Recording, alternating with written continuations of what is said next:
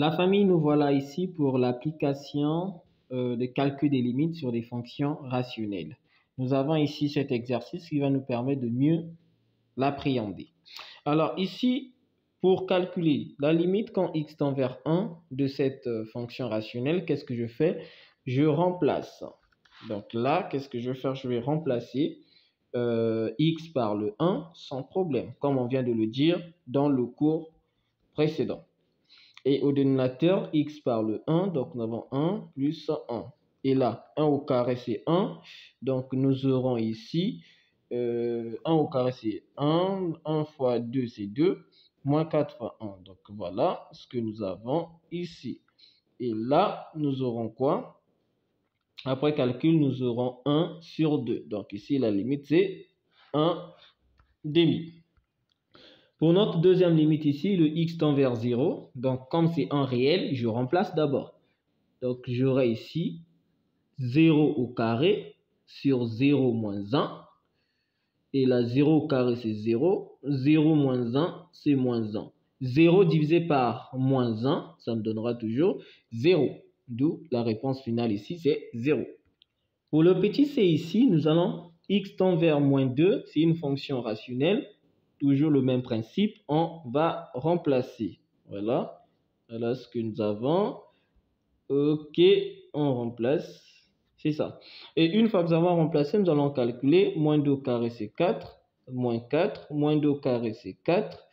Moins 2. Moins 2. Et après calcul, nous aurons 0 sur 0, qui est une forme indéterminée, comme nous l'avons vu dans le tout premier cours. Et là, il faut chercher à lever l'indétermination. Et nous avons dit pour le cas d'une fonction rationnelle, pour lever l'indétermination, on doit factoriser le numérateur et factoriser le dénominateur. Mais on va le factoriser par quoi? Nous allons factoriser le numérateur et le dénominateur par x moins x0. Or, chez nous, le x0, c'est moins 2. Donc, nous aurons x moins un facteur de moins 2. Et là, qui donnera x plus 1, 2. Et voilà un peu ce qu'on aura dans la suite. Et voilà, après avoir factorisé le résultat que nous obtenons. Alors ici, je ne suis pas donné la peine de faire encore les factorisations parce que je sous-entends que vous avez la maîtrise de la méthode de factorisation.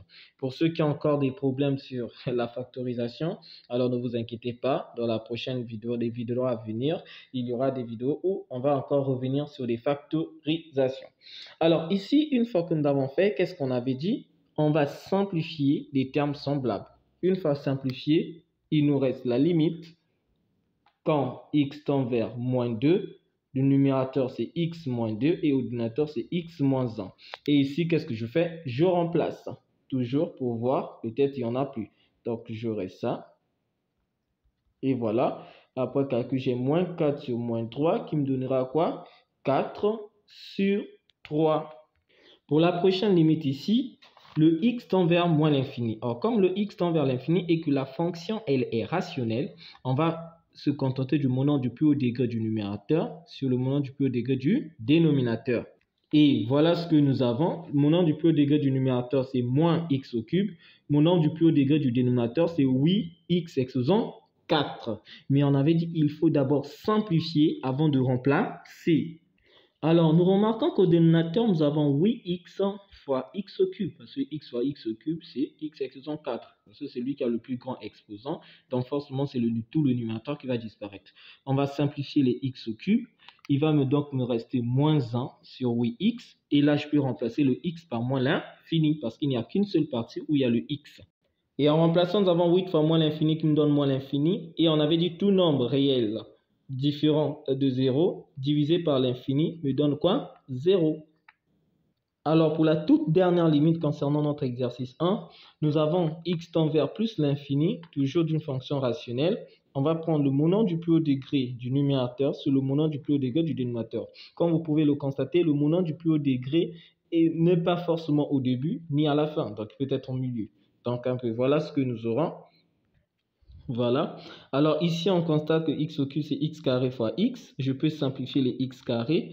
Il va me rester quoi? X sur 2. Et là, je peux remplacer le x par plus l'infini. Donc, j'aurai plus l'infini sur 2. Et là, plus divisé par plus, c'est plus. L'infini divisé par 2, c'est l'infini. Voilà le résultat. Afin de mettre en application la notion de limite à gauche et limite à droite d'x0, nous allons nous permettre de traiter cet exercice 2, où on nous demande de calculer les limites de la fonction f, qui est une fonction rationnelle, aux bornes de son ensemble de définition EF ici défini.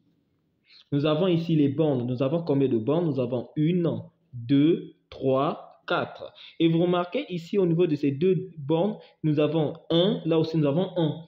Donc ici, ça c'est le 1 qui est placé à gauche et ça c'est le 1 qui est placé à droite. Donc nous aurons la limite à gauche de 1 et la limite à droite de 1. Alors nous allons commencer avec la toute première borne qui est moins l'infini. Donc la limite en moins l'infini, nous venons à peine de le voir. On prend les monants de plus haut degré. Donc nous aurons la limite quand x tend vers moins l'infini de x sur moins x. Et x divisé par moins x, ce qui me donne moins 1. Donc moins 1, comme il n'y a pas de x, automatiquement c'est moins 1. Et la même chose avec en plus l'infini, nous avons la même procédure et nous avons ici moins 1. Alors une fois calculé la limite en moins l'infini, calculer la limite en plus l'infini, il nous reste deux bornes. À gauche de 1, puis à droite de 1.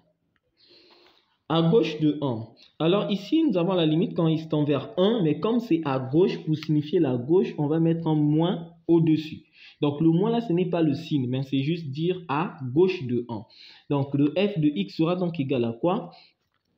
Voilà ce que nous avons. Par la suite, je vais remplacer. Donc nous aurons 1 plus 3 sur 1 moins 1. Et vous remarquez qu'en remplaçant, le moins là n'agit pas parce que le moins là signifie juste à gauche. Alors, en calculant, j'aurai quoi? J'aurai 4 sur 0. Or, 4 divisé par 0, on avait dit ça donne soit moins l'infini, soit plus l'infini. Mais pour savoir le signe, on doit étudier le signe de notre dénominateur. Alors, pour le signe de notre fameux dénominateur, nous devons poser ce dénominateur 1 moins x égale à 0 pour chercher la valeur de x qui l'annule. Et nous avons trouvé cette valeur, c'est le 1. Alors ici, le tableau des signes, nous avons tracé notre tableau de signes. Alors le signe qu'on va placer à droite, ici nous avons moins. Donc ici, je viens placer le moins. Ici, nous avons le signe contraire, c'est plus. Une autre façon de réussir, prenez le signe qui est devant le x, moins fois moins, ça donne plus. Moins fois plus, ça donne moins. Et vous avez votre tableau. Alors ici, c'est la droite. Et là, c'est la gauche. Alors, à gauche de 1, vu que nous calculons la limite à gauche de 1, et à gauche de 1, si vous regardez à gauche, nous avons quel signe? Plus. Comme nous avons le signe plus, donc nous, au niveau du 0, qui est ici, nous allons placer le signe plus. Donc ici, je vais placer ça même en bleu. Nous allons placer le signe plus.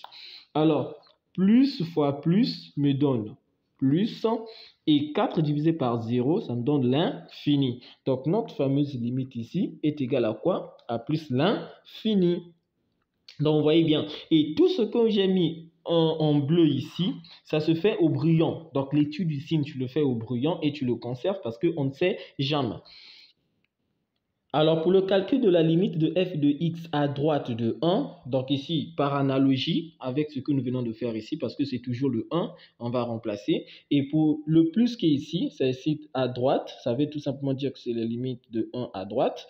Donc ici, on aura 4 sur 0. Or, à droite de 1, il y a quel signe? Moins. Donc ici, au niveau de 0, je vais placer le 0 moins.